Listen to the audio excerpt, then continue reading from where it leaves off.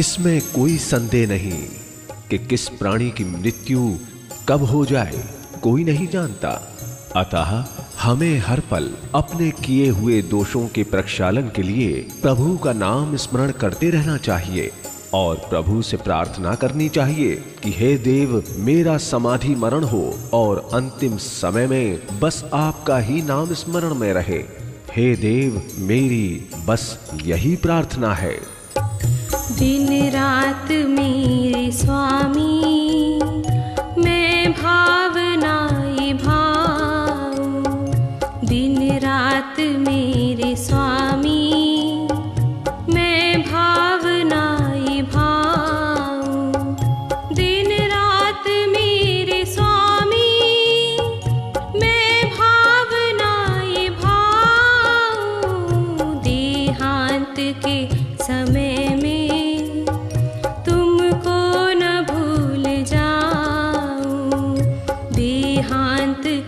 समय में तुमको न भूल जाऊं।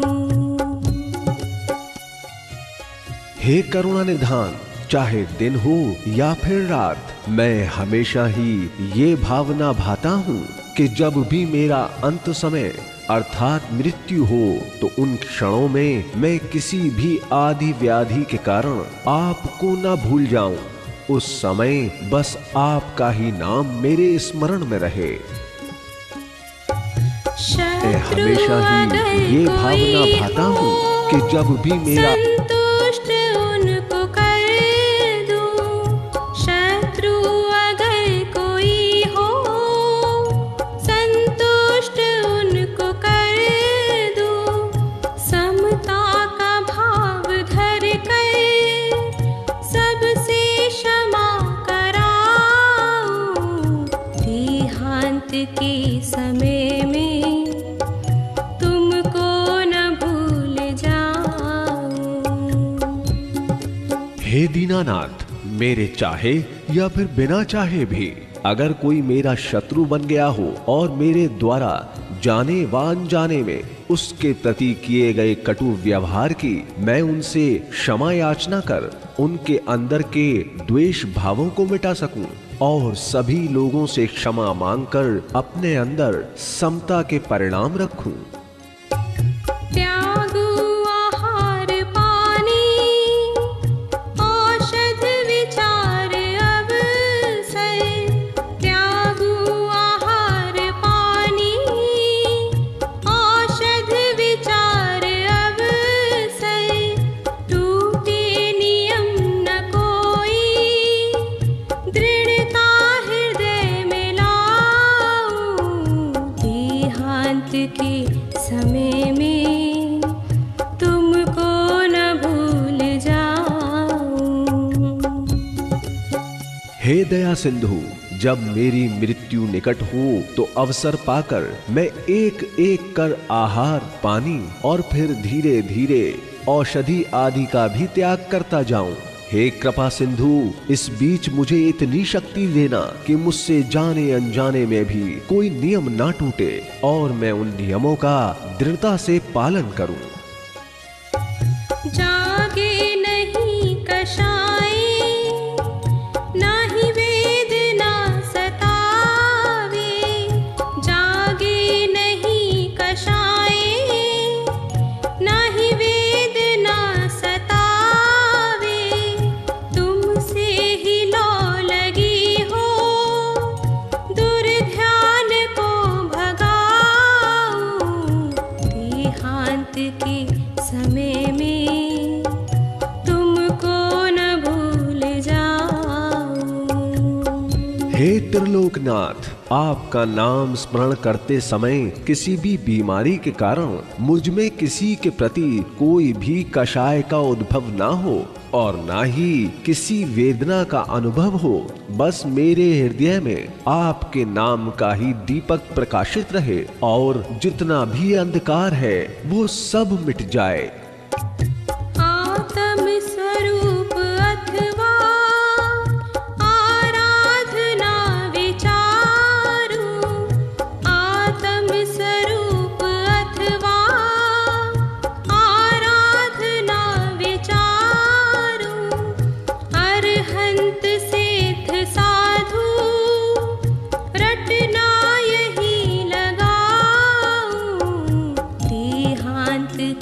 समय में तुमको न भूल जाऊं। हे करुणा सागर देव, जब भी मैं एकांत में रहूं तो मेरे अंदर आत्मा के सुख की अनुभूति हेतु निज ध्यान, आपकी आराधना और अरिहंत, सिद्ध और साधुओं का नाम मेरे हृदय में प्रकाशित होता रहे और मैं इनके ही नाम का सुमिरन करता रहूं। धर्मात्मा निकट हो, चर्चा धर्म सुनावे। धर्मात्मा निकट हो, चर्चा धर्म सुनावे। बेसावधान रखे, गाफिल न होने पाऊं। देहांत के समय में तुमको न भूल जाऊं। हे देवादिदेव, मेरी बस इतनी ही आशा है कि जीवन के अंतिम पड़ाव में मेरे पास धर्मात्मा हो, जो कि मुझे धर्म की ही बातें सुनाते रहें और वो इस बात को ध्यान में रखें कि मैं अपने लक्ष्य से अर्थात धर्म मार्ग से च्युत न हो जाऊं। सिर्फ धर्म के मार्ग पर ही मेरा ध्यान हो। जीने की हो न वांछा, मरने की हो न इच्छा। जीने की हो न वांछा, मरने की हो न इच्छा। परिवार मित्र जन से मैं मोह को हटाऊं। देहांत के समय में तुमको न भूल जाऊं। हे कृपालु देव, किसी भी बीमारी के ठीक हो जाने के कारण मेरे हृदय में जीने की तमन्ना ना हो और ना ही अधिक बीमारी के कारण मुझ में मरने की इच्छा ही जागृत हो। इसके साथ ही मैं मेरे कुटुंबी जन और परिवार आदि से भी राग और मोह को समाप्त कर सकूं और सिर्फ आपके नाम के सिवाय अन्य कुछ भी स्मरण में ना रहे। भोगे जो भोग पहले, उनका न होवे सुमरन। भोगे जो भोग पहले, उनका न होवे सुमरन। मैं राज संपदाया, पद इंद्र का न चाहूं। देहांत के समय में तुमको न भूल जाऊं। हे मोक्ष मार्ग के प्रदर्शक, मैंने जितने भी अच्छे कार्य किए हैं उनके बदले में मुझे ना तो कोई राज्य, ना ही कोई संपदा अथवा स्वर्गों में इंद्रादि का सर्वोच्च पद भी नहीं चाहिए। मुझे संसार सागर से पार होने के लिए तो बस आपके चरणों का सहारा ही काफी है। मुझे अन्य तुच्छ वस्तुओं की कोई भी आकांक्षा नहीं है। रत्नत्रय का पालन हो अंत में समाधि। रत्नत्रय का पालन हो अंत में समाधि। मेरी है प्रार्थना यह, जीवन सफल बनाऊं। देहांत के समय में तुमको न भूल जाऊं। देहांत के समय में तुमको न भूल जाऊं। हे करुणा निधान, मैं रत्न त्रयों का पालन करके अपने जीवन को धन्य बनाऊं और जब मेरा अंतिम समय निकट हो तो शिवराज अर्थात मेरी यही प्रार्थना है कि मैं सल्लेखना लेकर समाधि पूर्वक मृत्यु को प्राप्त हो जाऊं, क्योंकि शास्त्रों में भी यही लिखा है कि जो भी प्राणी समाधि पूर्वक मरण करता है उसी का जीवन सफल है। अन्य तो सामान्य से ही मृत्यु को प्राप्त हो जाते हैं, परंतु समाधि भव्य जीवों की ही होती है। अतः मैं उस परम समाधि को ही प्राप्त करूं। दिन रात मेरे स्वामी, मैं भावना ये भाव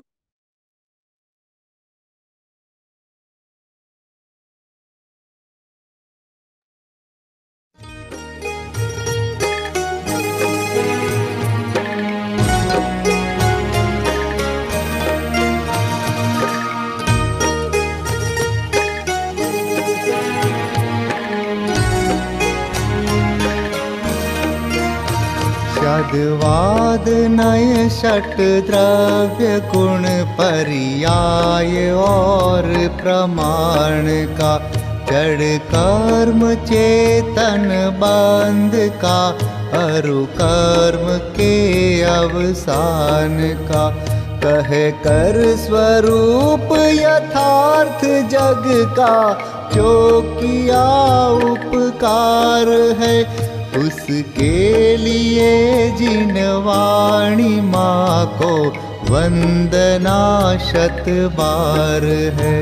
उसके लिए जिन वाणी माँ को वंदना शत बार है, वंदना शत बार है, वंदना शत बार है।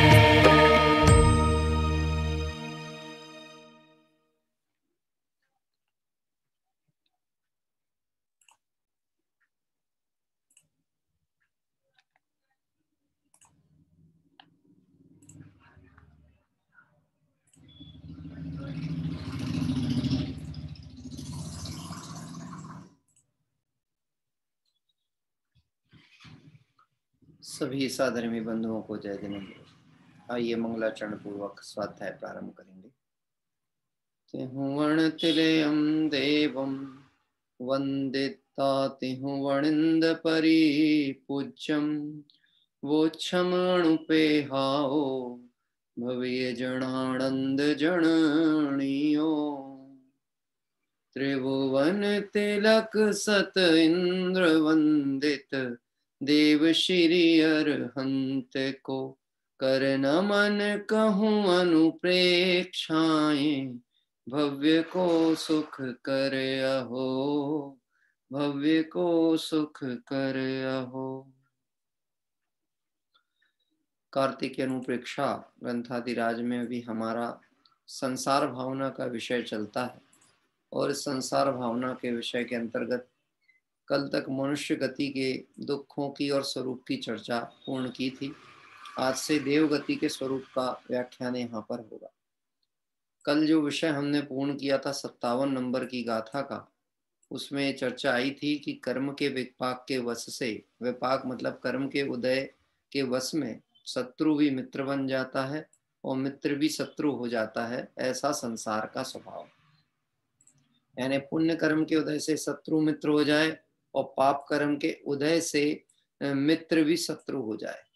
इससे एक बात समझना चाहिए, ना मित्र शत्रु होता है ना शत्रु मित्र होता है। कर्म के उदय से ऐसी व्यवस्था देखने में आती है, यानी जो अनुकूल है वो प्रतिकूल दिखेगा, जो प्रतिकूल है वो अनुकूल दिखेगा। यह भी हमारा कर्म उदय रूप अनुभव करने के कारण से ऐसी दशा होती है। देखा जाए तो वह कभी शत्रु हुआ ही नहीं, वह कभी मित्र हुआ ही नहीं। कार्य इच्छानुसार परिणमित होता है तो हम उसे मित्र या अपना मान लेते हैं। वो इच्छानुसार परिणमित ना होता दिखे तो वह हमारा शत्रु है, विरोधी है। लोग धर्म की व्याख्या भी अपने अपनी दृष्टिकोण अभिप्राय अनुसार करते हैं।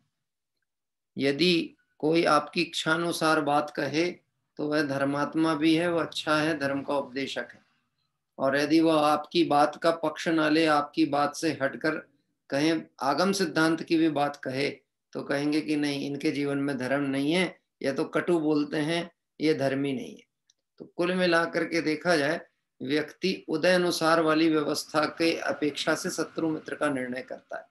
यद्यपि है तो ये कर्म के उदय की व्यवस्था, और जितने भी जीव हैं संसार अवस्था में कर्म उदय रहित अवस्था किसी की भी नहीं है संसार में, जितने जीव। अब वो कर्म उदय है तो उदय अनुसार बाहर का क्रियाकलाप परिणमन ये देखने में आएगा। ये सहज बात।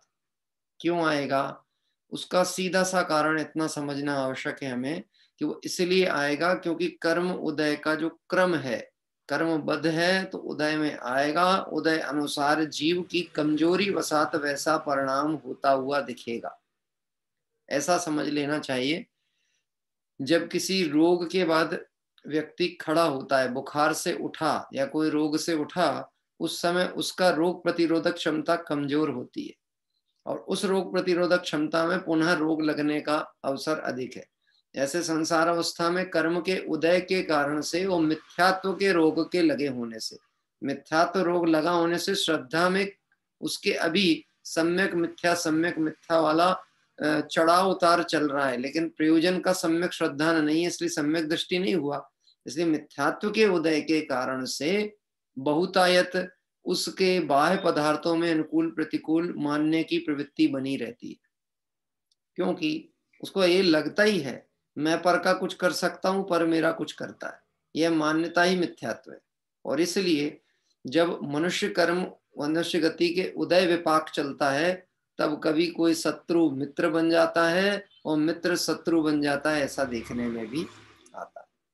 तो एक तो ये पक्की बात समझना, जो मित्र है शत्रु बना है वो कर्म उदय की व्यवस्था है, और जो शत्रु है वो मित्र बना है कर्म उदय की व्यवस्था है। इसका मतलब है कोई सदैव मित्र भी नहीं है, कोई शत्रु भी नहीं है। यही समझे ना कि उदय अनुसार की व्यवस्था है, उदय है तो बदल भी सकता है। अभी जो हमारे कहना चाहिए परम शत्रु के रूप में भूमिका अदा कर रहा हो, परिणाम बदलने की देर है, हो सकता है उसे भूल का एहसास हो जाए, या हमारा कर्म उदय बदलने का आए या अनुकूल उदय बनना हो तो वही हमारा मित्र बन जाए। हमारे साथ ऐसा जीवन का अनुभव है। सिवनी में जब हम निवास करते थे, तो सिवनी में जिस व्यक्ति के साथ में कोर्ट केस वगैरह चले, वो हमारे रिश्तेदार ही थे, मेरे मम्मी के मामा जी लगते थे, बड़े अच्छे व्यक्ति थे, और अच्छे परिणामों से शुरुआती समय में, प्रारंभिक समय में जब हम सिवनी पहुंचे होंगे, मैं तो बहुत समझ लीजिए मेरा तो जन्म की प्रारंभिक घटनाओं की समय बता रहा हूँ, आज से 38 साल पुरानी बात कह सकते हैं, 36 साल 35 साल पुरानी बात है। तो उस समय मैंने ऐसा सुना था कि बहुत सहयोगी थे। जब मैं अपना मकान हमारा गिर गया तो बनने के लिए अनुमति लेना थी, वो पत्रकार थे, तो उन्होंने अनुमति भी दिलवाई नगर निगम से, नगर पालिका जो होती है वहां से सब काम करवा दिया अपने प्रभाव के बल पे कि काम इनका हो जाए, सहकारी। लेकिन उदय की विपरीतता आई तो वही व्यक्ति फिर पूरे जीवन भर निर्माण भी नहीं करने दिया। अब आप सोचना, उनका कोई दोष नहीं, कर्म विचारे कौन भूल मेरी अधिक आई, कर्म का कोई दोष नहीं, भूल मेरी थी और भूल के उदय से वैसा प्रसंग बना। क्या कह रहे हैं, अभी हम उसे एक समय तक शत्रु देख रहे हैं और एक समय पहले मित्र देखते थे, ये सब कर्म का उदय। और संसार अवस्था का नाम ही है जहां कर्म के विपाक रूप उदय रूप अवस्थाएं देखी जाती हैं। इस चर्चा से ये बात स्पष्ट होती है कि मनुष्य गति में भी जहां कर्म उदय है और मिथ्यात्व के कारण अनुकूल प्रतिकूल मानने की प्रवृत्ति है, वहां दुख ही दुख होने वाला है। सुख का तो नामो निशान नहीं है, दुख ही दुख, क्योंकि सुख और दुख ये सब मन की ही कल्पना है, दृष्टि, मतलब अभी मन में ऐसी भावना बनी बैठी है, कार्य मेरे अनुसार है तो मैं सुखी, नहीं है तो दुखी। क्या ये सिर्फ सोच है और कुछ नहीं।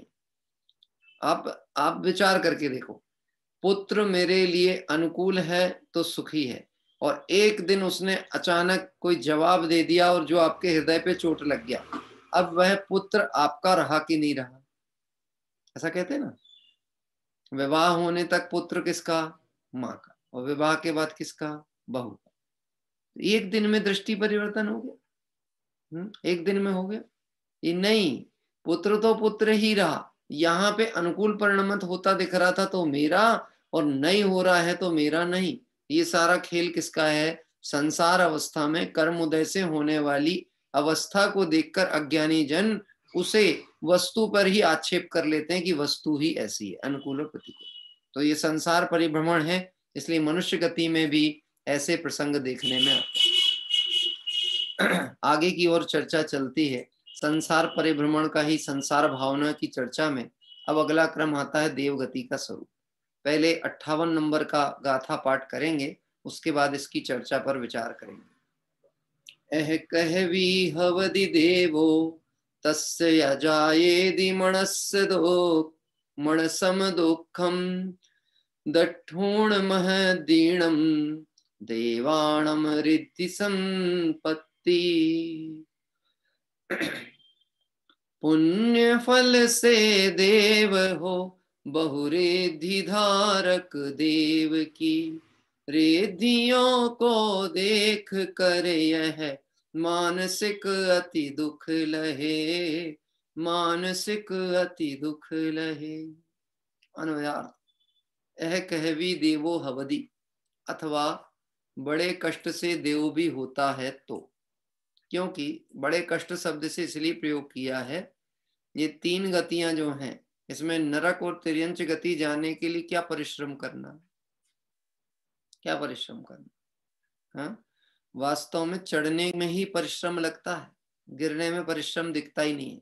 शिखर जी की पहाड़ तक, ऊपर पर्वत तक, चोटी पर चढ़ने में बहुत श्रम लग रहा है, और गिरना है तो उतरना नहीं कह रहा हूं, गिरना, गिरने में क्या लग रहा है, चूके और गए। क्या कह रहे हैं, चूके और गिर गए। ऐसे ही अधोगति, त्रियंचादि गति, ये तो चूक का फल है, मतलब परिणामों का विकार रूप अवस्था हुई है, अशुभ रूप हुआ है, हिंसा आदि परिणाम हुए, आत्मरौद्र ध्यान हुआ है, तो नियम से यहाँ चला गया। व्यक्ति को कठिन क्या लगता है, देव गति की प्राप्ति, और देव गति के साथ में तो उसकी ऐसी कल्पना बैठी है मानो देव और सुख, देव और सुख, इसको सादृश्य रूप में देखने की मान्यता जगत जनों की। इसलिए भी संसार में कोई व्यक्ति जब यहाँ से प्रयाण करता है तो उसको कहते हैं स्वर्गवासी हुआ।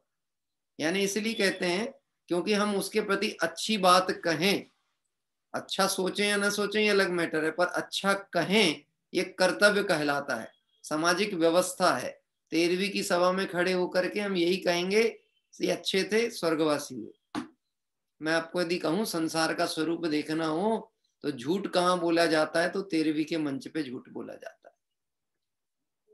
क्या कह रहे हैं, उस जो शोक सभा होती है ना, वहां झूठ ही बोला जाता है, क्योंकि वहां पे आपको पता है जीव का परिणाम कैसा था, कहाँ गया, कहाँ नहीं गया, पर कहा क्या जाएगा।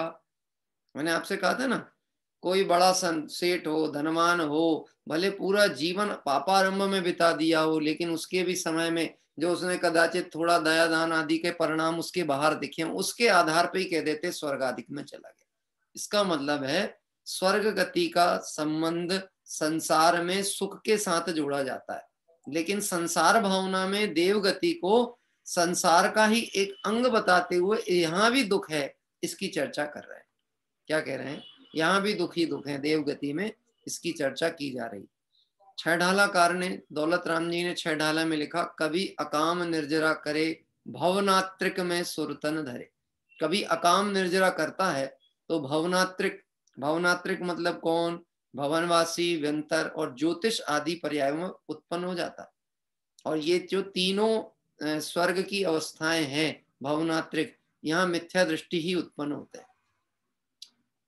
और कभी अकाम निर्जरा करे, अकाम निर्जरा मतलब शरीर में कष्ट होने वाली क्रियाएं हैं, व्रत उपवास आदि है, इससे पुण्य का बंध होगा, ऐसा सोचकर मंद कषाय पूर्वक उन क्रियाओं को करता, कषाय नहीं करता, मंद कषाय पूर्वक करता है, पर सम्यक श्रद्धान नहीं होता, तो उस मंद कषाय के फल में उसको स्वर्गादिक में वो मिथ्या दृष्टि वाली जो अवस्थाएं भवनात्रिक वहां उत्पन्न हो जाता है।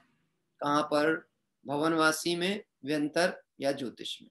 अभी देखना इस गाथा में चर्चा में क्या कहा गया, बड़े कष्ट से देव भी होता है, यानी अकाम निर्जरा आदि के फल में मिथ्यात्व सहित देव आदि पर्याय भी हो गई, तो उसके महदीणम देवाणम, बड़े रिद्धि धारक देवों की रिद्धि संपत्ति को देखकर मानसम दुखम जायेदी, मानसिक दुख उत्पन्न होता है। क्या कह रहे हैं, ये स्थिति देव पर्याय में विशेष है। यद्यपि वहां शरीर आदि में रोग संबंधी स्थिति नहीं है, वैक्रियक शरीर है, वहां ऐसे रोग नहीं है या ऐसे रोग की अवस्था नहीं जो मनुष्य, तिर्यंच और नरक आदि में हो सकते हैं, लेकिन मानसिक कलेश उनके भी चलता है। और मैं आपसे पूछता हूं, शारीरिक तकलीफ ज्यादा खतरनाक होती है कि मानसिक तकलीफ? शरीर में तकलीफ हो तो भी, थकान हो जाए, कोई औषधि उपचार हो जाए और थोड़ा सा रोग या दर्द कम हो जाए तो नींद आ सकती है, लेकिन जिसको मानसिक तकलीफ हो उसको तो नींद ही नहीं आती। नींद की गोलियां दो तो नींद नहीं आती। क्या कह रहे हैं, और नींद की गोलियां खाए और फिर नींद ना आए तो निश्चित समझना पागल होने वाला है, क्योंकि दो विपरीत प्रक्रियाएं हो रही हैं। मानसिक तनाव बढ़ता जा रहा है, और वह जो भी औषधि या दवाई दी गई है वो आपके इंद्रियों को शिथिल करने का प्रयास कर रही है।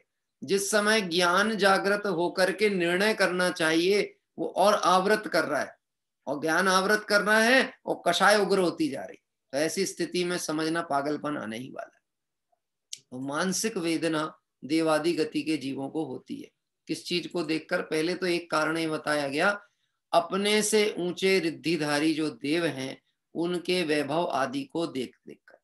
ये स्थिति तो संसार में भी चल रही है, मनुष्य गति में चल रही कि नहीं चल रही?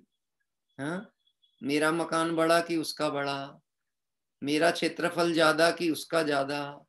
अरे सगा भाई सगे भाई को देखकर इसी के कारण से परेशान है। किस कारण से परेशान है? कि हैं तो हम एक ही पिता की संतान, पर इसके पास ज्यादा क्यों और मेरे पास कम क्यों? हाँ, और उसमें भी कुछ ऐसे साथ संयोग बन जाएं कि भले पहले तो ये कभी बुद्धि नहीं जाती थी, एक दुकान में बैठ के व्यापार करते थे, पर जीवन संगनी मिली और संकुचित विचारधारा की मिली, तो मानो उन्होंने वो काम किया जो नरक गति में असुर कुमार जाति के देव करते। नहीं समझ में आया? हाँ, क्या किया? दिमाग में बुद्धि में वो बातें डाल दी कि अब मेहनत जब दोनों एक जैसा करते हो तो वो ज्यादा क्यों उड़ाती है? तो वो ज्यादा मतलब छोटे वाले भाई की घरवाली पत्नी वो ज्यादा खर्च क्यों करती, और मेरे लिए क्यों कहा जाता है तुम भर की बड़ी हो, थोड़ा गंभीरता से किया करो। बात समझ में आता? मानसिक वेदनाएं वहां से, ये तो संसार में तो है ही, परंतु यदि देव गति में हम सुख मान के बैठे हैं तो वहां कह रहे हैं वहां भी मानसिक कष्ट बहुत है। क्योंकि मिथ्यात्व सहित गया है ना, तप भी किया था, अकाम निर्जरा भी की थी, तो वह जो उसने तप किया था उसमें कोई चाह लेकर के बैठा हुआ था। क्या चाह लेके बैठा था? इससे पुण्य का बंध होगा, पुण्य के उदय से अच्छी अनुकूल सामग्री मिलेगी। विचार करो, हम भगवंतों की पूजन भक्ति स्वाध्याय चिंतन किस लिए करते हैं? किस लिए करते? पुण्य की चाह लेकर के करते हैं? नहीं, अपने पंच परमेष्टि पूजन में पवैया जी ने लिखा है, अपने स्वरूप की प्राप्ति हेतु हे प्रभु मैंने की है पूजन। मुझे कोई पुण्य की चाह नहीं है, पुण्य के फल की चाह नहीं है, क्योंकि जो पूजन में पुण्य की चाह लेके बैठते हैं उनके परिणाम पाप रूप भी होते हैं, और साथ ही साथ उस पुण्य के रस में कभी भी सच्ची भक्ति हो ही नहीं सकती, क्योंकि भक्ति निर्वांछक की ही सच्ची होती है, वांछा वाले की भक्ति सच्ची होती नहीं। क्या वांछा है तो क्या चाह रहे हैं? जिनको तुम त्यागे तुच्छ जान, वे उन्हें मानते हैं महान, उसमें ही निस्दिन रहे लीन, वह पुण्य पाप में ही प्रवीण। मैं एक बात कहता हूं, दान करना अच्छा काम है कि नहीं? जब प्रकरण आएगा दया दान आदि का तब उस समय इसकी चर्चा की जाएगी, लेकिन जब त्याग धर्म की चर्चा की जाएगी तब दान को संसार का ही कारण बताया जाएगा। यह दान का परिणाम गज स्नानवत है। और कौन सा दान का परिणाम? कि मैं पैसा कमा करके और उसे धर्मार्थ कार्य में लगाऊंगा, ऐसी जो सोच है ये गज स्नानवत परिणाम है, ये प्रशंसनीय नहीं। लेकिन जगत को ऐसा लगता है, देखो हमने किया, हाँ, हमने इतना दान किया, हमने इतना श्रम किया, हमने इतने मंदिर बना लिए, हमने ऐसा किया, प्रतिफल क्या चाहा? प्रतिफल क्या चाहा?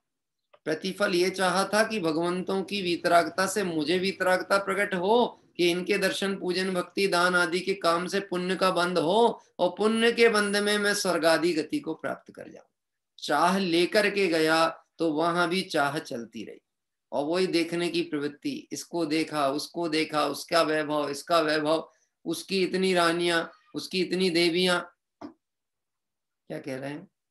देख देख कर दुखी होता है। आप विचार करके देखो, इस विषय में हमारे छोटे दादा जब प्रवचन करते हैं पंचकल्याणक महोत्सव में, और जब वह नीलांजना के प्रकरण की चर्चा करते हैं तो एक प्रश्न पूछते हैं, बोलो देव किस किस को बनना है? एक प्रश्न पूछते हैं। अगर आपने सुने तो होंगे प्रवचन, क्योंकि उनके प्रवचन लगभग बहुत सारे पंचकल्याणक महोत्सव में आपने सुने होंगे ये वाले। तो वो एक बात कहते हैं, देव किस किस को बनना है?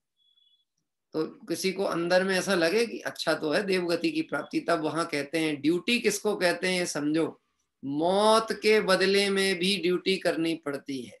नीलांजना की मृत्यु होने वाली थी, देव पर्याय छूटने वाली थी, लेकिन फिर भी सौधर्मिंद्र ने कहा कि जाओ और वहां पर उनका जो भी मनोरंजन व्यवस्था है उसको संपन्न करो। हाँ, अब ये जो विमान होते हैं, देव विमान होते हैं, ये सब क्या है? देव विमान क्या है? ये देव ही हैं, ये कोई अलग से व्यवस्थाएं नहीं है, ये देव ही हैं। जो निम्न जाति के देव हैं वही विमान आदि का रूप धारण कर लेते हैं, हंस का रूप ले लेंगे, और भी अलग अलग ढंग के जो विमान होते हैं विशेष इंद्रों के, उसका। सौधर, ये जो आपका ऐरावत हाथी, ये कौन है? हाँ, ये भी तो देव ही है ना। क्या है? देव ही है। अब आप विचार करके देखो, मोह की अवस्था एक अलग बात होती है कि दादा अपने कंधे पे या अपनी पीठ पे अपने पोते को बैठा के घुमाए, वो घोड़ा बन के घूमे तो मजा आए, और कोई सजा के रूप में उसको घोड़ा बना के उस पे बैठ जाए तो कैसा लगेगा? हैं? कैसा लगेगा? मानो उनके अंदर में परिणाम लगता होगा कि हमारी स्थिति क्या है। देखो बताए ना, अभियोग जाति के देव जो होते हैं वो ऐसे उनको रूप आदि धारण करने पड़ते हैं बड़े इंद्रों की आज्ञा के अनुसार। क्या कह रहे हैं? अब वो मन में परिणाम क्या था? हमारा सिर्फ यही काम है, हम नौकर ही हैं, इन्हीं के पास सारा वैभव, यही मजे में, यही आनंद में। ऐसा मिथ्यात्व सहित अवस्था के कारण देवगति में भी रिद्धिधारी देवियों के आगे आगे के देवों के वैभव को देखकर दुखी होते हैं और मानसिक दुखी उत्पन्न होता रहता है। आप ये समझ लेना, एक लौकिक में आपने कहावत सुनी होगी, चिंता और चिता, इसमें एक बिंदी का अंतर होता है। और जो मानसिक कष्ट है ना, वो चिता से ज्यादा खतरनाक है। चिता तो एक बार में देह को जलाएगी, और चिंता तो जब तक है तब तक व्यक्ति को जलाती ही रहती है। तो मानसिक कष्ट वेदना में आर्त परिणाम उनके चलते रहते हैं। और भी घटनाएं क्रम है जिसकी चर्चा आगामी गाथाओं में आने वाली है, देवगति संबंधी दुख के स्वरूप की। देखिए, पहले गाथा पाठ करेंगे। 59 नंबर की गाथा आती। इत्थ वियोगम दुखम होदि महद्दीण विषय तहण हादो, विषय वशादो सुखम जे सिमते सिम को तो तित्ती। हिंदी पद्यानुवाद। विषय तृष्णाम हरदिक देव, इष्ट वियोग का दुख सहे विषयाधीन, सुख में तृप्ति कैसे हो कहो, तृप्ति कैसे हो कहो। विषय तृष्णादो, विषयों की तृष्णा से महदीणम, महर्दिक देवों को भी, इट्ठ वियोगम दुखम होदी, इष्ट याने रिद्धि देवांगना आदि वियोग का दुख होता है। रिद्धि प्रकट भी होती है, नष्ट भी होती है। किसी के रिद्धि विशेष होती दिखती है, किसी के कम होती है। तो यह सब सामग्री की प्राप्ति होना, देवांगनाओं की प्राप्ति होना, ये वियोग का दुख तो भोगना ही पड़ता है। अब भोगना क्या पड़ता है? चूंकि विषयों में सुख मान के बैठा है तो विषय संयोग रूप है, तो वियोग तो उसका निश्चित होने वाला। क्या कह रहे हैं? वहां पे देवगति में देवों की आयु होती है लंबी, और जो देवांगनाएं उनकी होती हैं उनकी आयु होती है अल्प। आपने ये बात सुनी होगी, ये जो सौधर्मिंद्र होता है, ये सौधर्मिंद्र की जो कुछ आयु है वो 5-5 पल्ले के आसपास की आयु होती, 5 पल्ले की आयु होती। और उस 5 पल्ले की आयु में जो उसके देवियों का संयोग बनता है, इंद्राणियों का, वह 40 नील की संख्या में इंद्राणियां होती हैं और उनका वियोग होता है। क्या कह रहे हैं? अच्छा है कि बुरा? अभी वैसे सौधर्मिंद्र की बात कर रहे हैं, ऐसे तो नीचे के देवों के साथ भी कम से कम 32 तो होती है। क्या कह रहे? 32 तो हैं। अभी एक का ही राग दुख का कारण हो और एक के वियोग का दुख दुख रूप हो, तो उस आयु में वो उतनी संख्या में उनका संयोग बने और राग बुद्धि रहे और फिर वियोग हो, तो कष्ट की धारा कैसी चल रही है? अनवरत वही चल रहा ना, वियोग वियोग वियोग वियोग वियोग, संयोग का आनंद, फिर संयोग का आनंद, वियोग। अपने साथ होता ना, कभी कभी व्यापार में पैसा अच्छा आ रहा है कुछ दिनों तक, और फिर कुछ दिन बहुत नुकसान, कुछ लाभ ही ना हो और घाटा भी हो जाए, सामान बिगड़ जाए, ऐसा बहुत सारा काम हो। तो बोलो जब संयोग में आनंद आया था तो वियोग में दुख होगा कि नहीं होगा? ये होगा। तो देवगति में ये धारा क्रम चल ही रहा है। कौन सा वाला? रिद्धि आदि का, देवांगनाओं का संयोग और वियोग, यह क्रम चलता ही रहता है। तो वहां जो मिथ्या दृष्टि देव हैं, वह मिथ्यात्व के उदय से वहां पहुंच तो गए मंद कषाय के फल पे, पर विषयों की चाह पड़ी रहती है। विषय चाह दावानल दहो, मरत विलाप करत दुख सब। आप देखना कार्तिक की अनुप्रेक्षा की ये सारी गाथाएं जो दौलत राम जी ने छह ढाला में प्रयोग की, आपको पूरा पंक्ति की पंक्ति जो की त्यों मिल जाएगी। उसका हिंदी पद्यानुवाद छह ढाला में आप देखने को मिलेंगे। क्या कह रहे हैं? देखने मिले। विषय चाह दावानल, विषयों की चाह पड़ी हुई है और वो विषयों की चाह अग्नि के समान जल रही है। क्या कर रहे हैं? सोचा करता हूं भोगों से बुझ जावेगी इच्छा ज्वाला, परिणाम निकलता है लेकिन मानो पावक में घी डाला। वहां पे भी इच्छा कैसी पड़ी हुई है, ये भी मिले, ये भी मिले और आगे का भय मिले, आयु लंबी मिल जाए। क्या कह रहे हैं? एक नेमिनाथ भगवान के 9 भवों का चित्रण जो आता है, आपने सुना होगा, भक्ति सरोवर में भी है, अभय जी साहब ने, पंचकल्याणकों में भी होता है। अच्युत सर्ग से भी तो च्युत होना पड़ता है, आखिर अमरों को भी तो मरना पड़ता है। ऐसा आता है ना, सब नाम तो है अमर, और अमर होने पर भी मरण होगा। मरण होगा मतलब नाम भले अमर है पर अमर वहां कोई नहीं। समय दीर्घावधि हो सकती है लेकिन वह समय भी तो बीत जाता है कि नहीं बीतता? पता लगता होगा कि नहीं? कैसे पता लगेगा? विषय भोग में समय कैसे बीतता है पता नहीं चलता, अनुकूलताओं में समय कब कट जाता है पता नहीं चलता, प्रतिकूलता आती है तब फिर ऐसा लगता समय नहीं कट रहा। मैंने आपको कहा ना, जिस दिन नींद नहीं आए तो रात लंबी लगती है कि नहीं लगती, और अगर नींद गहरी आ जाए तो रात छोटी लगती कि नहीं लगती? ऐसा लगता अभी तो सोए थे और अब भी उठ गए। बच्चों को तो बहुत लगता है, छोटे बच्चे हैं ना, उनको बहुत लगता है। छोटे बच्चे नहीं, आज के युवाओं को भी बहुत लगता है, सोने ही नहीं देते, सोने ही नहीं देते, कि समय पे सोते नहीं है और उठाओ तब उठते नहीं है। और उनको जब देखो 10 घंटे भी सोएंगे तो उनको ऐसा लगेगा कम ही सोए। पर मानसिक वेदना चले तो घड़ी पे कितनी बार ध्यान जाता है? सतीश जी कभी अनुभव हुआ होगा, घड़ी पे कितनी बार ध्यान जाता है? समय नहीं खिसक रहा, समय नहीं खिसक रहा। यात्रा पे जा रहे कभी, अभी डेस्टिनेशन लंबा है, दूर है, तो घड़ी बार बार देख रहा है कि बहुत लंबा सफर है, बहुत लंबा सफर, और कहीं विकथाओं में मन लग जाए, घर परिवार रिश्तेदार राजनीतिक चर्चा, तो 2-4 घंटे पता ही नहीं लगे। ये ताश वगैरह क्यों खेलते पता? लोग सफर में ताश वगैरह खेलते ना मनोरंजन के साधन के रूप में, क्यों? उतने समय उपयोग को भ्रमा के रखते हैं। उपयोग भ्रमता रहेगा तो समय कट जाएगा और हम अपने गंतव्य तक पहुंच जाएंगे। तो हमारा उपयोग उधर ना लगे, क्योंकि वहां लगेगा तो बार बार विकल्प आएगा, कब पूरा होगा टाइम, कब पूरा होगा टाइम। ऐसे ही देवगति के देवों के साथ ही स्थिति है। टाइम ना पूरा हो जाए, टाइम ना पूरा हो जाए, टाइम ना पूरा हो जाए, क्यों? मुश्किल से तो मिला है और छूट जाएगा तो क्या होगा? लेकिन आखिर वह आयु भी तो आयु कर्म का ही अधीन है ना, तो वो भी तो पूरी होगी कि नहीं होगी? अब चाहे वह प्रथम तीर्थंकर ऋषभ देव की 84 लाख पूर्व की आयु हो, चाहे वह अंतिम तीर्थंकर भगवान महावीर स्वामी की 72 वर्ष की आयु हो, दोनों आयु कर्म ही हैं। 84 लाख वर्ष पूर्व भी पूरे होने थे और 72 वर्ष भी पूरे होने थे।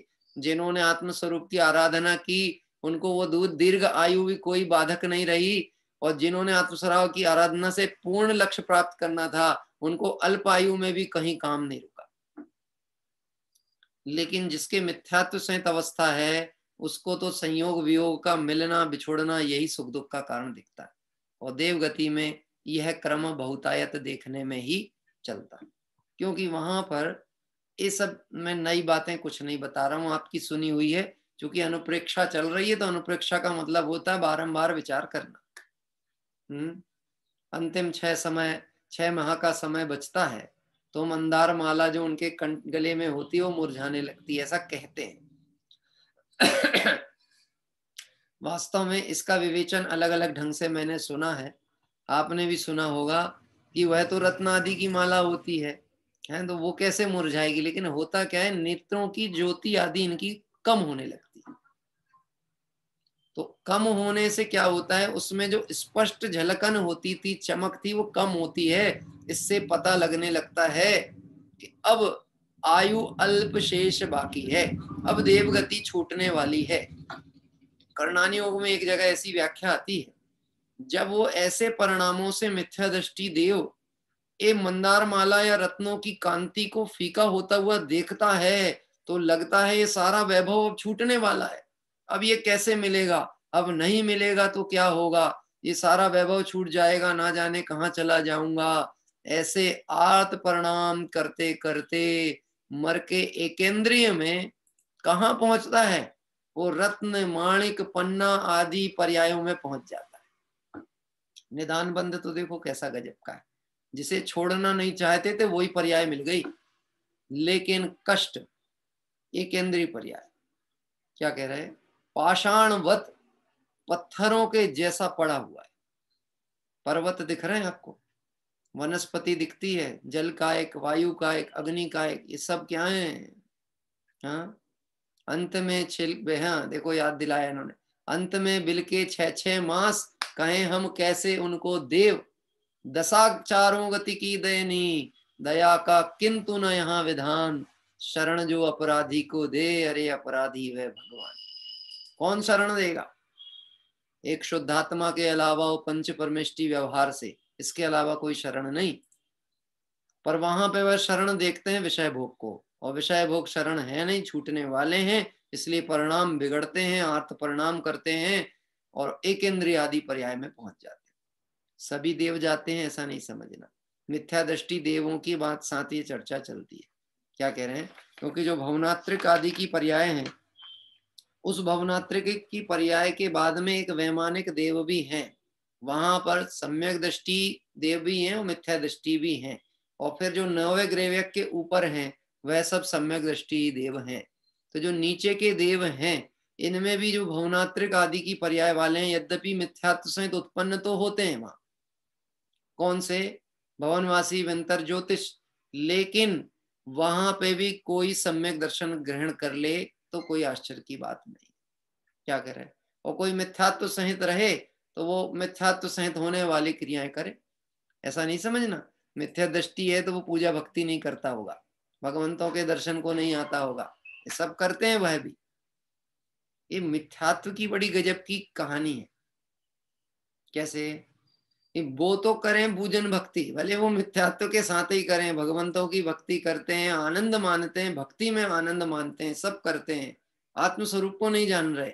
और ये मनुष्य गति के जो है जीव, जो ग्रहित मिथ्यात्व कैसे पाल लेते हैं, कि वो जो मिथ्या दृष्टि आदि देव हैं, जो जन शासन के सेवक हैं, भगवंतों की भक्ति पूजा करते हैं, उनको भगवान मान लेते हैं। गड़बड़ कहाँ हो रही है? बेदुखी और दुखी को मानने वाले जे और दुखी, और दुखी दुखी मिलकर के संसार में दुख ही बढ़ा रहे हैं। वो दुखी, अब वो इस दुखी के ऊपर आ जाए, होता है ना कौतूहल वसात, वो भी आ जाते हैं, तो वो आ जाते व्यंतर आदि आ जाए किसी के ऊपर, तो फिर उसकी स्थिति कैसी होती, दुख रूप होती कि सुख रूप होती है। भगवंतों के मंदिर में भी बैठेगा तो ऐसी हरकतें करेगा जो शोभास्पद नहीं हो,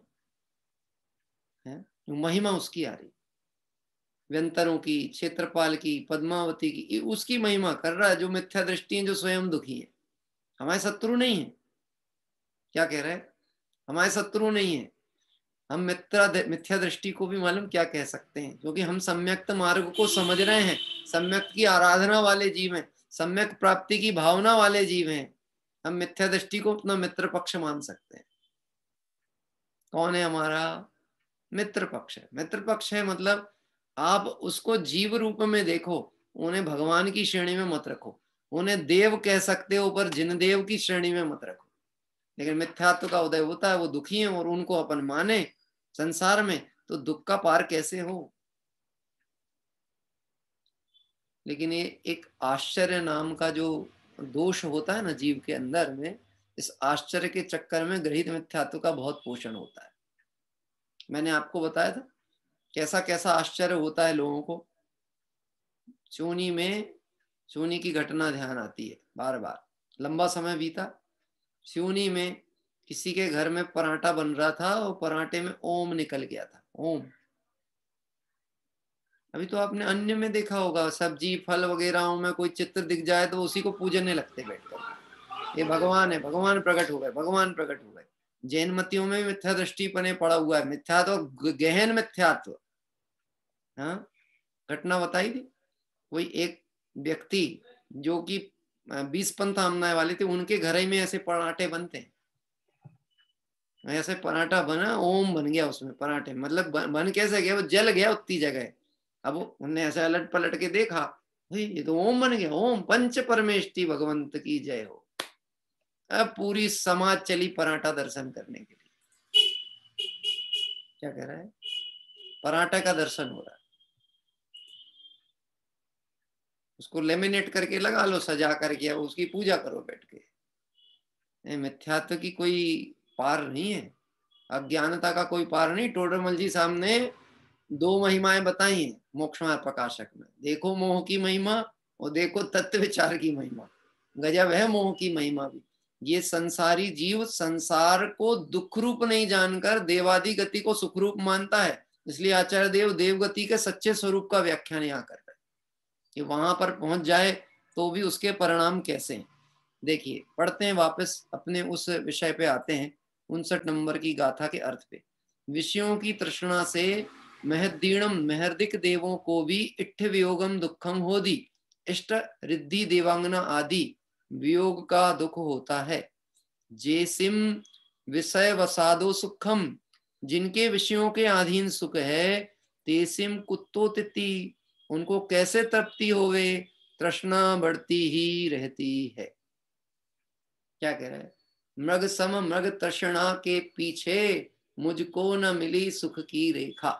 जिनके मृग तृष्णा है उनको सुख की एक लकीर भी देखने को नहीं मिलती, क्योंकि तृष्णा कहते ही उसको है प्राप्त को पर्याप्त न माने, उसमें संतोष नहीं है और अधिक की चाह। अभी अपन मनुष्य गति के जीवों की तरफ से अपना विचार भी करें, जो प्राप्त है उदय अनुसार उसमें संतुष्ट है कि नहीं। यद्यपि वह भी सुख का कारण नहीं है, पर उसमें संतोष नहीं है, इसलिए दौड़ भाग लगाता है, कोल्हू के बैल की तरह मेहनत करता है। हाँ? जितना है उतने से काम नहीं दिखता तो और बढ़ाना चाहता है। आयु घटती है पर विषय अभिलाषा बढ़ती चली जाती, विषयों की आकांक्षा बढ़ती चली जाती। इन भावों का क्या फल होगा। ये विषयाभिलाषा जो वृद्धि हो रही है, इसका फल क्या होगा कि नियम से समझ लेना, देवादि गति में तो अकाम निर्जरा करने से पहुंचा है, मंद कषाय के फल में है। ये मनुष्य आदि गति में विषयों की तीव्र अभिलाषा है, परिग्रह की आसक्ति है, तो नरकादि गति ही जाने वाला है। भले समाज मालाएं पहनाए, बहुत प्रशंसा करे कि साहब बहुत दानवीर हैं, बहुत दान करते हैं, बहुत अच्छे परिणाम के जीव हैं, लेकिन इनकमिंग पे उनका ध्यान है कि नहीं है। इनकमिंग मतलब अपना तो पूरा श्रम समय लगा दें किसके ऊपर, पैसा कमाने, और पूरा जीवन उसी पे खपा दें, और कोई आया कि भैया हमको तो मंदिर के लिए काम करना है, हाँ ले लो कोई बात नहीं भैया, हम सदैव समर्पित हैं। मैं आपसे एक बात कहना चाहता हूं, धर्म के आयतनों में ऐसा धन लेने से कोई प्रभावना होगी क्या। जो आदमी जीवन भर पापारंभ में लगा है, हाँ, विषय कषाय में लगा, उसका धन धर्मार्थ कार्य के लिए कैसे उपयोग किया जा सकता है। क्या कह रहे हैं, कैसे उपयोग किया जा सकता। वो काम का कैसे धन, जो न्याय नीति पूर्वक नहीं कमाया, जो धर्म आराधना के कार्यों को छोड़ करके महाक्लेशित परिणामों से अर्जित किया, वो धन क्या काम का। लेना चाहिए कि नहीं, आपका मन क्या कहता है। हाँ? नहीं, शोध संस्थान में ऐसा कोई भी धन कभी भी आगे भविष्य में भी नहीं लिया जाएगा जो धर्म से हट करके कमाया गया। और जिन श्रुत की प्रभावना का वो कारण ही नहीं बन सकता। क्यों नहीं बन सकता? क्योंकि कार्य भावनाओं से होते हैं, इन व्यवस्थाओं से नहीं होते। गुरुदेव की सभा की घटना मुझे याद आती है। भावनगर में जब बाढ़ आई और लोग पैसे, कलेक्टर आया पैसा के लिए, सहयोग की भावना से आया कलेक्टर कि चलो ये निकट में बहुत अच्छा जन समुदाय है, अच्छे लोग हैं, इनसे निश्चित सहयोग मिलेगा। तब वहां पे चर्चा चल रही थी गुरुदेव श्री के प्रवचन में, ये दया दान पूजादि का परिणाम तो अशुभ भाव है, बंध का कारण है। ज्ञानी तो इसे बंध रूप मानते हैं और ज्ञानियों की सभा लगी। अब वो बेचारे एक आए और इतनी सी लाइन उनने सुनी प्रवचन में बैठे बैठे, क्या लगा गलत जगह आ गए हम तो, यहाँ तो फूटी कौड़ी नहीं मिलने वाली। क्या कह रहे, ये तो इसको हे बता रहे हैं। पर समझो, जिसको हे बता रहे हैं जब वो मेरी नहीं है तो मेरे किस काम की। अगर उदय प्रमाण प्राप्त भी हो गई हो तो सत्कार्य में लग जाए। फिर आखिरी में से इतनी बात कहे गुरुदेव ने, भूमि का अनुसार जीवों को ऐसे दया दान आदि का परिणाम आए बिना रहता नहीं है। बस इतना तो समझदार को तो इशारा काफी होता है। बात ख्याल में, क्या ये भोगों के विकल्प करके जीव सोचता है देवगति में सुख होगा। इसलिए यहाँ सच्चा स्वरूप यहाँ बताया जा रहा है, प्रतिपादित किया जा रहा है। स्वरूप क्या है? मोक्ष तत्व संबंधी भूल में टोडरमल जी साहब ने इस बात का उल्लेख किया। यह जीव स्वर्ग के सुख को और मोक्ष के सुख को एक जाति की कल्पना करता है। 7 तत्वों की भूल पाठशाला में है, ये विषय तो पाठशाला में ही डाला है, 7 तत्व संबंधी भूल, और विस्तृत चर्चा मोक्षमार्ग प्रकाशक में। स्वर्ग के सुख को और मोक्ष के सुख को एक जाति की कल्पना करता है, जबकि स्वर्ग का सुख तो आकुलतामय है और मोक्ष का सुख तो निराकुलतामय है। जहां अकुलता हो वहां सुख कैसे हो सकता?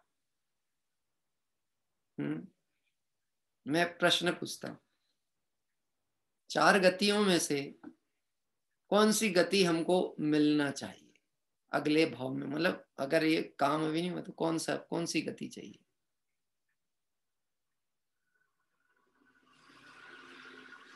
कौन सी? अच्छा, कौन सी नहीं चाहिए पहले तो वो बताओ। कौन सी नहीं चाहिए, कौन सी चाहिए ये तो बाद में बात करेंगे। डिमांड वाली बात बाद में, पहले ऑप्शन हटाओ। पहले 4 में से कोई 2 ऑप्शन तो हटाइए आप, तब तो 50-50 होगा। बताओ, 2 ऑप्शन हटाओ। जी इसमें पूछने की क्या बात है, आप ही हटा दो, हमारे लिए भी आप ही हटा दो। हम तो सही आपको माने, आप जो हटाओगे हमें स्वीकृत है। चलो 2 हटा देते हैं, एक नरक गति हटा दो, एक तिर्यंज गति। हाँ यही तो हम कहना चाह रहे थे। अब बची 2, इन 2 में से कौन सी चाहिए? कि सब ये दुसम पंचम काल है, मनुष्य गति में भी बड़े कष्ट चल रहे हैं, बहुत तकलीफ चल रही है आजकल। बहुत क्या बताएं, हम कुछ नहीं बता सकते, इतनी समस्याएं। अभी तो 12 गाथाओं में आचार्य देव ने बताया ना, हम और क्या बताएं। तो ये देवगति मिले तो चलेगा, अच्छा है, वहां कम से कम मेहनत तो नहीं करनी पड़ेगी ना। हाँ, इसका मतलब है अंतर में भोग की रुचि का रस पड़ा हुआ, इसलिए देव पर्याय में भोग मिलेंगे यह मान करके उस मान्यता के अनुसार स्वर्ग को सुख रूप मानता है।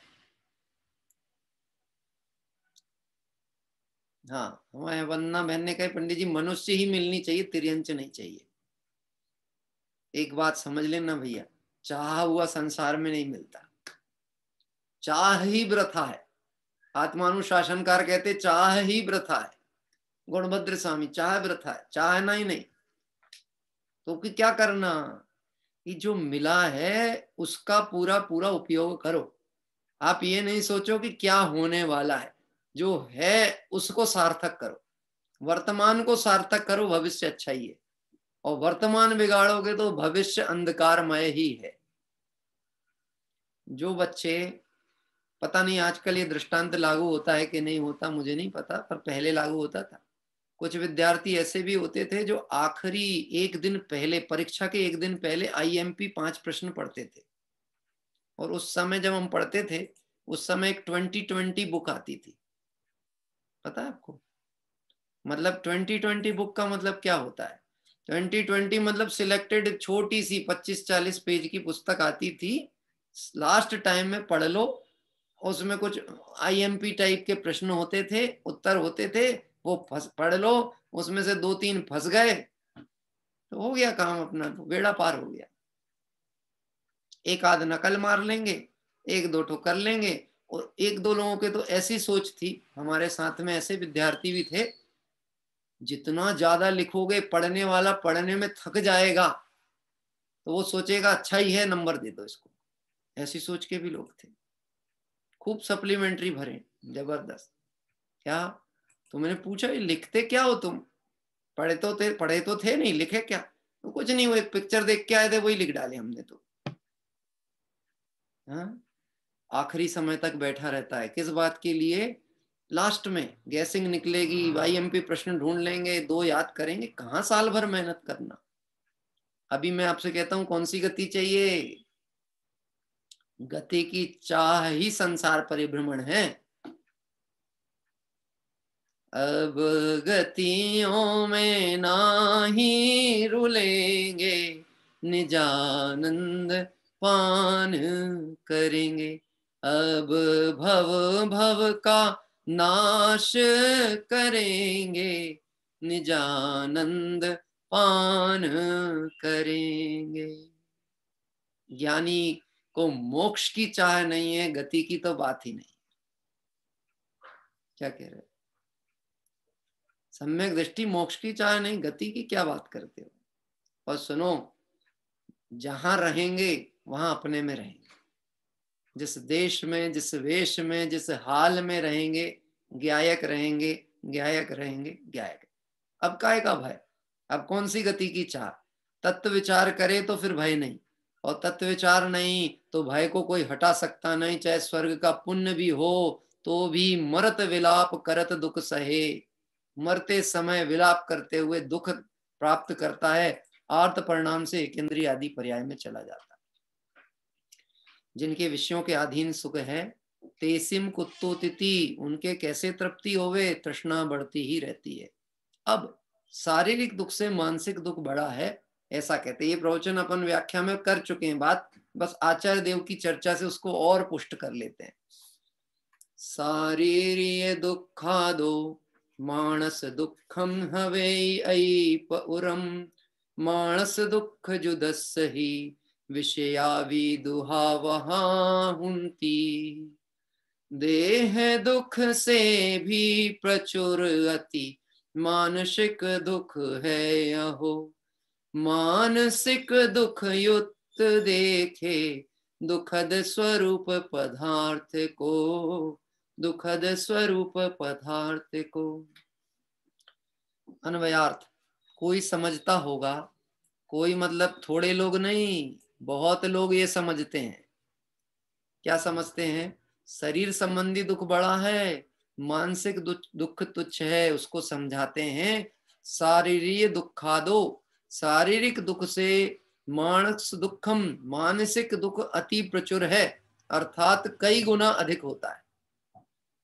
मानसम दुखद दशम ही, देखो मानसिक दुख सहित पुरुष के विषयावी दुहावह हुंती, अन्य विषय बहुत भी होवे तो भी उसको दुखदाई ही दिखते हैं। भावार्थ, जब मानसिक चिंता होती है तब सभी सामग्री दुख रूप दिखाई देती है। अब आप समझना, सुखी होने के लिए सांसारिक व्यवस्थाओं को जुटाया, इकट्ठा किया, यह सोच करके कि साधन होंगे तो सुखी हो जाऊंगा, अच्छी पत्नी होगी, परिवार होगा, पुत्र होंगे, परिजन होंगे तो दुख नहीं होगा, ऐसा मान के संयोगों को जुटाया। लेकिन इनका परिणमन इच्छानुसार नहीं हुआ तो जुटाए गए संयोग जितने समय तक हैं उस समय तक सुख है कि दुख ही दुख है।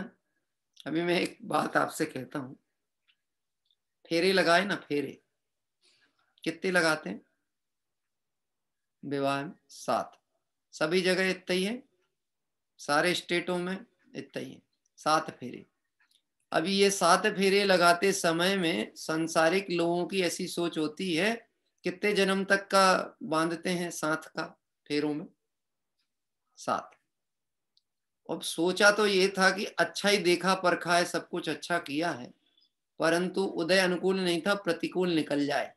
अब आपने फेरे लगाए हो 7, भावनाएं भाई थी 7, 7 जन्म तक साथ निभाएंगे। अब एक ही जन्म अभी ठीक से नहीं चल रहा, क्या कह रहे हैं, कषाय क्लेश हो रहे, अब क्या करना पड़ेगा, उल्टे फेरे लगाना पड़ेगा, क्या करेगा है? अच्छा 7 लगाएगा कि 7.5 लगाएगा, 7:45 लगाएगा कि 8 लगाएगा? क्योंकि 7 तो अगले भाव के थे, अभी जो वर्तमान का चल रहा है ये ठीक से नहीं चल रहा, अब क्या करे?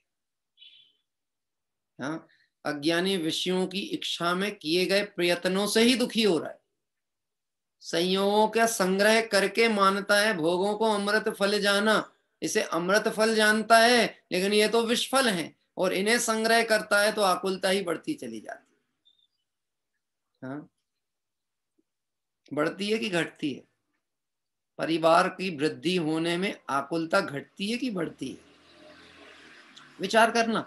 हमको ऐसा लगता है बड़ा परिवार होता है ना तो लोग काम बांट करके व्यवस्थाएं जमा लेते होंगे, एक मांगलिक प्रसंग में चले जाओ, 2 लोग दुकान खोल लो, 2 लोग घर के काम देख लो, कितने मजे की जिंदगी चलती है।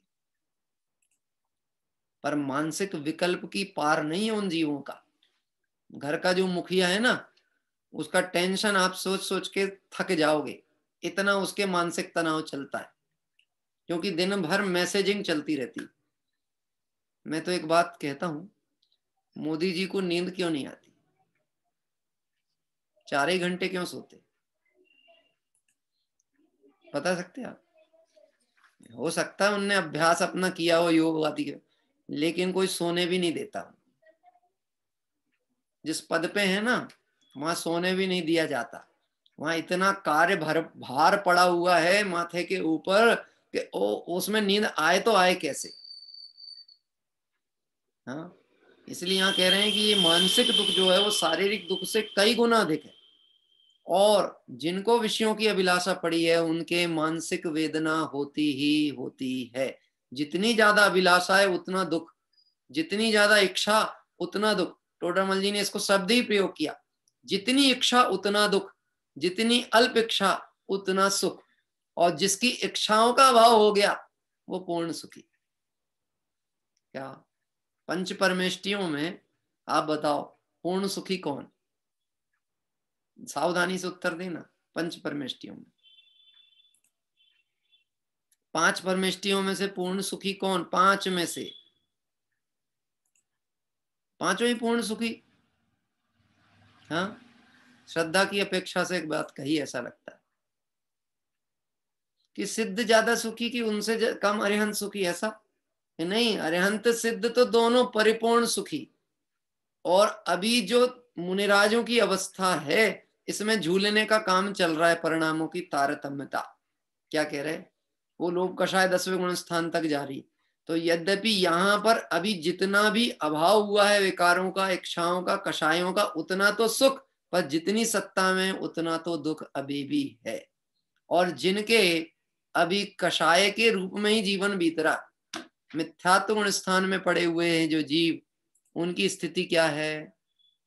हाँ, वो तो विषय भोग को सुख मान के बैठे हैं, उसी को इकट्ठा करते हैं, उसी की व्यवस्था में लगे हैं, इच्छा अनुसार रहते नहीं है, उदय अनुसार रहते हैं, नष्ट भी हो जाते हैं, तो निश्चित ही दुखी दुख का वेदन इन जीवों को होता है।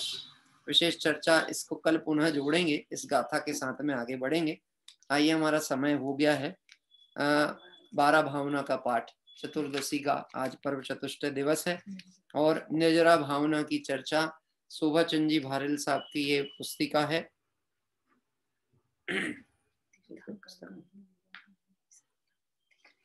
कौन सी है? आइए, एक लावनी छंद है, लावनी छंद में यह निर्जरा भावना है, अगर आपके पास उपलब्ध हो तो देखिएगा, नहीं है तो कोई बात नहीं, या फिर स्पॉटलाइट कर देंगे इससे। आप लोगों के पास में है? अगर कुछ लोगों के पास है तो ठीक है, मैंने बहुत पहले एक बार शेयर किया था आपको, चलिए कोई बात नहीं, मैं आपको सुबह वाली प्रक्रिया से दिखाने का भी प्रयास करता हूँ।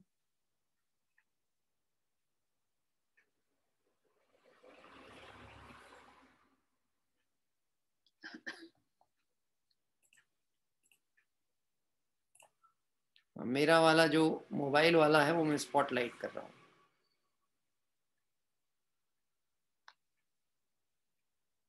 हाँ जी, प्रारंभ करेंगे सभी लोग एक साथ में।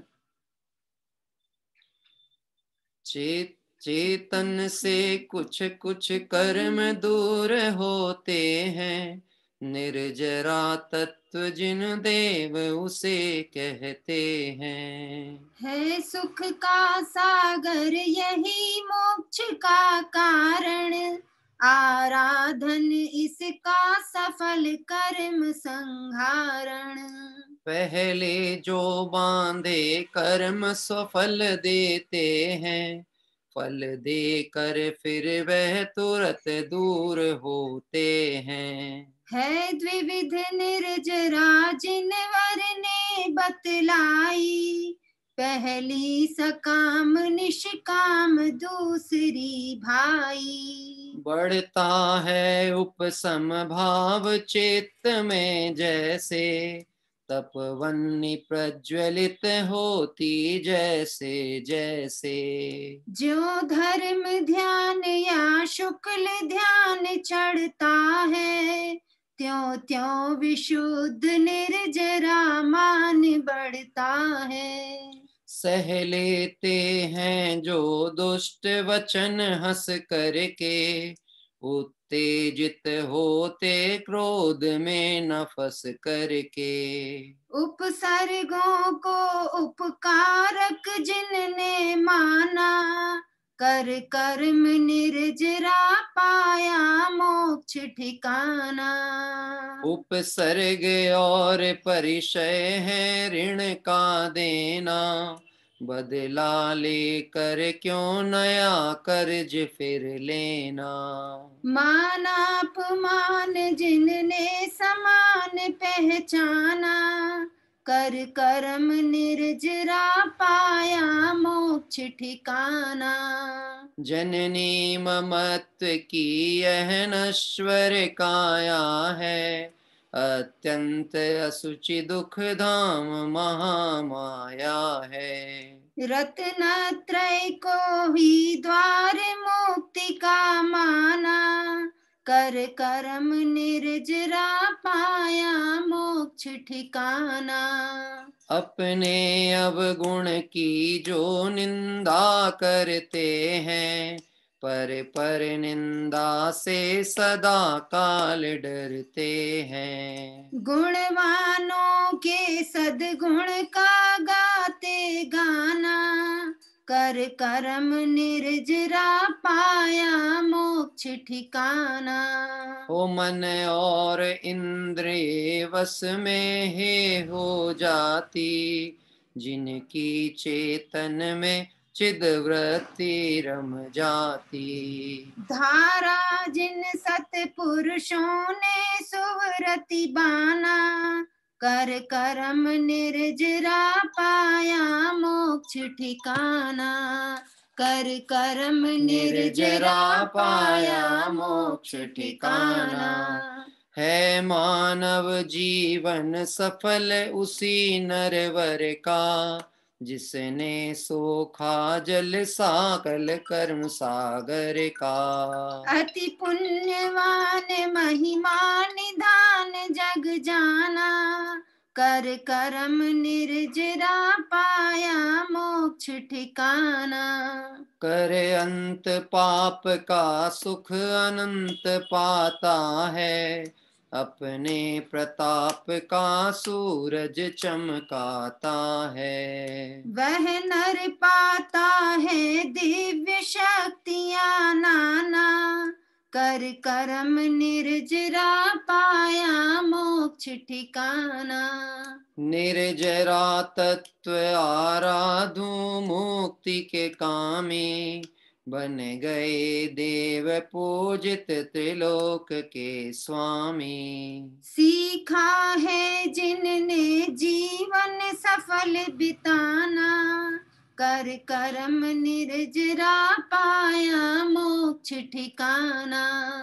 हे तात बात अवदात सुनो यह मेरी, कर कर्म चमूचक चूर हो रही देरी। निर्जरा भावना स्वच्छ हृदय में भाते, वे पुरुष रत्न हैं लोकोत्तर सुख पाते।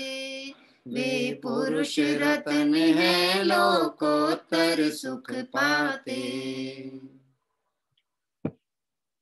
इस तरह से अभी हम सभी ने यहाँ पर 12 भावना का पाठ किया। निर्जरा भावना की चर्चा इस सुभाचंद जी साहब भारल के द्वारा विरचित ये 12 भावना के आधार पर हम कर रहे हैं। इसमें एक बहुत सुंदर, मतलब वैसे तो विषय बहुत सरल है, आपने ध्यान दे करके ही पढ़ा है, परंतु एक तो यह बताया है कि निर्जरा का कारण कैसे परिणाम है, किन तरह के भावों से निर्जरा होगी। निर्जरा होगी का मतलब है यहाँ पे, वैसे तो ये जो परिणामों की चर्चा आई है, मंद कषाय आदि का परिणाम है, ये भी आश्रव का ही कारण है, परंतु अशुभ आश्रव का ना हो, तीव्र आश्रव का ना हो, इस अपेक्षा से उसे निर्जरा कहा। यद्यपि किसी के ऊपर करुणा करना, किसी पे क्रोध पर भी क्रोध प्रकटित नहीं करना, क्रोध के कारण बनने पर भी, यह भी मंद कषाय है, निर्जरा का कारण नहीं है। लेकिन प्रारंभिक भूमिका में अभ्यास के क्रम के अनुसार ये चर्चा आई और एक सुंदर पंक्ति आई, उपसर्ग और परिश्रय है ऋण का देना, बदला लेकर क्यों नया कर्ज फिर लेना। उपसर्ग हुआ, परिचय हुआ, यह तो पूर्वबद्ध कर्म के उदय की अवस्था है, उसमें प्रतिकार करके, किसी का बुरा करने का भाव करके नया कर्ज क्यों उठाते हो। कि कर्ज लोगे तो चुकाना पड़ेगा, और कर्ज नहीं चुकाओगे तो राजकीय नियम के अनुसार कुर्की हो जाएगी। क्या कह रहे हैं, कुर्की हो जाए मतलब निगोद आदि पहुंच जाए। ऐसी स्थिति भी हो सकती है कि यहाँ तूने परिणाम विकृत किए हैं और उसके फल में या तो नरकादि में चला जाए, तिर्यंच में चला जाए, गति परिभ्रमण करे, और यदि ऐसा कर्म आदि बांध लिया, त्रस्पर्यायी की स्थिति पूरी हो गई तो कुर्की हो जाए तो निगोद में पहुंच जाए। तो ऐसी स्थिति भी बनती है, और उस स्थिति से बचने का जो मार्ग है वह निर्जरा है। मतलब अपने ज्ञान स्वभावी आत्मा के लक्ष्य से मोह राग द्वेष आदि विकारी भाव जो होते थे, बंद रूप पड़े हुए थे, उनको निर्जरित करना, कर्म के उदय के काल में भी समता धारण करना, और नवीन कर्मों के आश्रय को रोकना, और पूर्वबद्ध कर्मों की निर्जरा करना। ऐसी इस निर्जरा भावना में यह चर्चा यहाँ पर अभी अपने पाठ के रूप में पढ़ी। आइए हम सभी चलेंगे भाव प्रतिक्रमण के लिए। हे अरिहंत प्रभु, मुझसे मन वचन काय द्वारा, कृत कारित अनुमोदना द्वारा, समरंभ समारंभ आरंभ द्वारा, क्रोध मान माया लोभ द्वारा, प्रमाद इत्यादि विभावों द्वारा, इस भव में या पूर्व भव में सच्चे देवशास्त्र गुरु की अभिनय हुई हो, व्रतों में अतिक्रम व्यतिक्रम अतिचार अनाचार दोष लगाया हो, एकेंद्रिय से लेकर पंचेंद्रिय तक किसी भी जीव की हिंसा हुई हो, विराधना हुई हो, दिन या रात में लगाए सर्व दोषों का पश्चाताप व्यक्त करता हूँ, क्षमा मांगता हूँ, वह मेरे सभी दोष मिथ्या हों, मैं मुझ में रहूं, इस प्रकार मैं इन सभी दोषों का प्रायश्चित करता हूँ। ओम नमः सिद्धेभ्य। आइए और कल की मंगलमय तीर्थ वंदना की जानकारी लेंगे। कल प्रातः काल हम सभी पहुंच रहे हैं हमारे उत्तर प्रदेश में एक सुंदर अक्षय क्षेत्र है, बरनावा जी करके अक्षय क्षेत्र है, जो कि बागपत के निकट पड़ता है। हमारे उस तरफ से बहुत से लोग जुड़ते भी हैं, तो निश्चित ही वह इस क्षेत्र के दर्शन किए होंगे। बहुत सुंदर क्षेत्र है, बड़ा क्षेत्र है। त्रिकालवर्ती 24 के जिन मंदिर यहाँ पर वेदियां हैं, और साथ ही साथ वितरागी भगवंतों की बहुत प्राचीन भी प्रतिमाएं हैं और नवीन स्थापित प्रतिमाएं भी इस क्षेत्र पर है। बरनावा जी अत्सय क्षेत्र। कल प्रातः काल हम सभी अनेक साधर्मी बंधुओं की मंगल भावना से उस क्षेत्र के दर्शन करने के लिए और पूजन करने के लिए जुड़ेंगे। आइए जिनवाणी स्तुति पाठ के द्वारा अभी की सभा को विसर्जन की ओर लेकर के चलेंगे।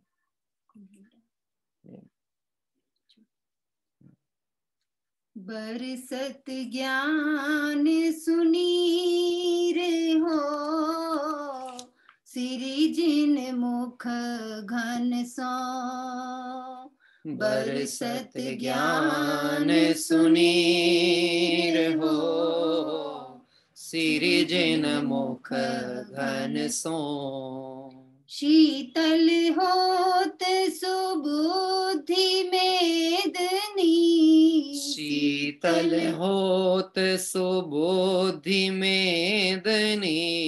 मिटत भवा तप पीर हो, मिटत भवा तप पीर हो। स्यादवाद नय दाम निदम के, शादवाद नये दामिनी दम के। होत निनाद गंभीर हो, होत निनाद गंभीर हो। बरसत ज्ञान सुनीर हो, सिरि जिन मुख घन सो। करुणा नदी बहे चहु दिशिते, करुणा नदी बहे चहु दिशिते। भरी सो निर्मल नीर हो, भरी सो निर्मल नीर हो। भाग चंद अनुभव मंदिर को, भाग चंद अनुभव मंदिर को।